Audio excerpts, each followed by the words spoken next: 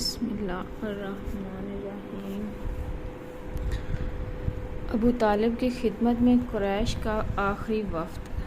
بسم اللہ الرحمن الرحیم۔ رسول اللہ صلی اللہ علیہ وآلہ وسلم نے شعیب ابی طالب سے نکلنے کے بعد پھر حسب معمول دعوت و تبلیغ کا کام شروع کر دیا۔ اب مشرکین نے اگرچہ بائیکاٹ ختم کر دیا تھا، لیکن وہ بھی حسب معمول مسلمانوں پر دباؤ ڈالتے اور اللہ کی راہ سے روکنے کا سلسلہ جاری رکھے ہوئے تھے۔ اور جہاں تک ابو طالب کا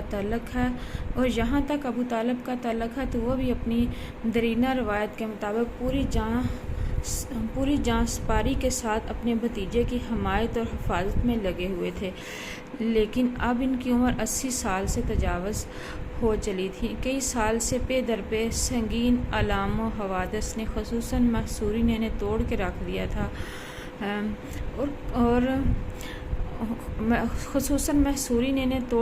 دیا تھا اور کمر ٹوٹ چکی تھی۔ چنانچہ گھاٹی سے نکلنے کے بعد چند ہی مہینے گزرے تھے کہ انہیں سخت بیماری نے آن پکڑا۔ اس موقع پر مشرکین نے سوچا کہ اگر ابو طالب کا انتقال ہو گیا اور اس کے بعد ہم نے اس کے بھتیجے پر کوئی زیادتی کی تو بڑی بدنامی ہوگی، اس لیے ابو طالب کے سامنے ہی نبی صلی اللہ علیہ وآلہ وسلم سے کوئی معاملہ طے کر لینا چاہیے۔ اس سلسلے میں وہ بعض ایسی رعایتیں بھی دینے کے لیے تیار ہو گئے جس پر اب تک راضی نہ تھے۔ چنانچہ ان کا ایک وفد ابو طالب کی خدمت میں حاضر ہوا اور یہ ان کا آخری وفد ہے۔ ابن اسحاق وغیرہ کا بیان ہے کہ جب ابو طالب بیمار پڑ گئے اور قریش کو معلوم ہوا کہ ان کی حالت غیر ہوتی جا رہی ہے تو انہوں نے آپس میں کہا کہ دیکھو، حمزہ رضی اللہ تعالیٰ عنہ اور عمر رضی اللہ تعالیٰ عنہ مسلمان ہو چکے ہیں، محمد صلی اللہ علیہ وآلہ وسلم کا دین قریش کے ہر قبیلے میں پھیل چکا ہے، اس لیے چلو ابو طالب کے پاس چلیں کہ وہ اپنے بھتیجے کو کسی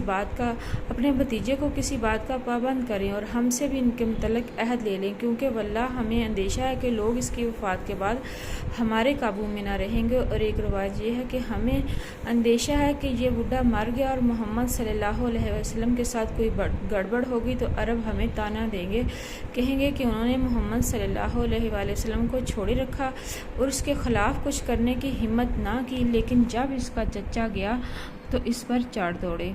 بہرحال قریش کا یہ وفد ابو طالب کے پاس پہنچا اور ان سے گفت و شنید کی۔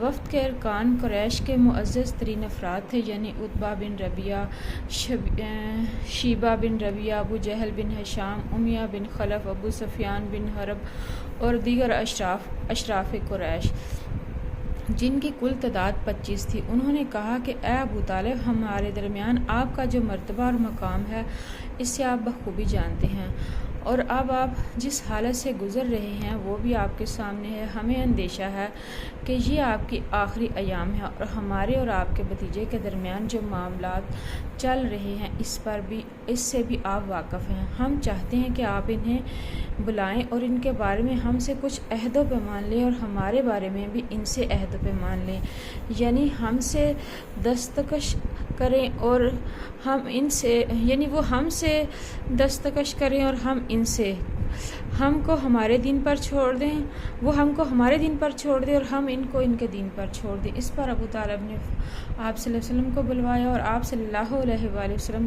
تشریف لائے تو کہا، بھتیجے، یہ تمہاری قوم کے معزز لوگ ہیں، تمہارے لیے جمع ہوئے ہیں، یہ چاہتے ہیں کہ تمہیں کچھ عہد و پیمان دے دیں اور تم بھی انہیں کچھ عہد و پیمان دے دو۔ اس کے بعد ابو طالب نے ان کی پیشکش ذکر کی کہ کوئی بھی فریق ایک دوسرے سے تعارض نہ کرے۔ جواب میں رسول اللہ صلی اللہ علیہ وآلہ وسلم نے وفد کو مخاطب کر کے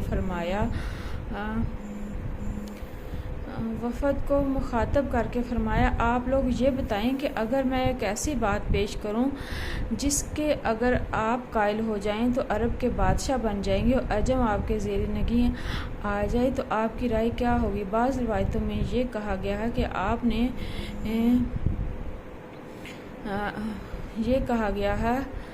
آپ نے فرمایا چچا جان آپ کیوں نہ انہیں ایک ایسی بات کی طرف بلائیں جو ان کے حق میں بہتر ہے۔ انہوں نے کہا تم انہیں کسی بات کی طرف بلانا چاہتے ہو؟ آپ نے فرمایا میں ایک ایسی بات کی طرف بلانا چاہتا ہوں جس کے یہ قائل ہو جائیں تو عرب ان کا تابع فرمان بن جائے اور عجم پر ان کی بادشاہت قائم ہو جائے۔ ابن اسحاق کی ایک روایت یہ ہے کہ آپ نے فرمایا آپ لوگ صرف ایک بات مان لیں جس کی بدولت آپ عرب کے بادشاہ بن جائیں گے اور عجم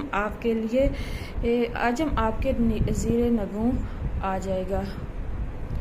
بہرحال جب یہ بات آپ نے کہی تو وہ لوگ کس قدر توقف میں پڑ گئے اور سٹ پٹا سے گئے۔ وہ حیران تھے کہ صرف ایک بات جو اس قدر مفید ہے اسے مسترد کیسے کر دیں۔ آخر کار ابو جہل نے کہا اچھا بتاؤ تو وہ بات ہے کیا؟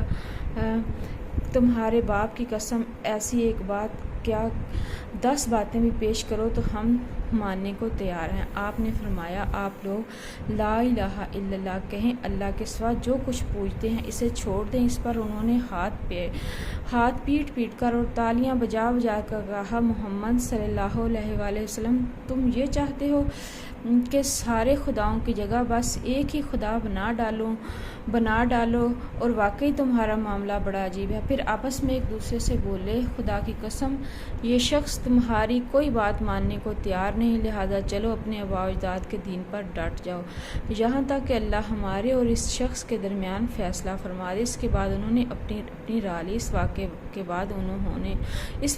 بعد انہی لوگوں کے بارے میں قرآن مجید کی آیات نازل ہوئیں۔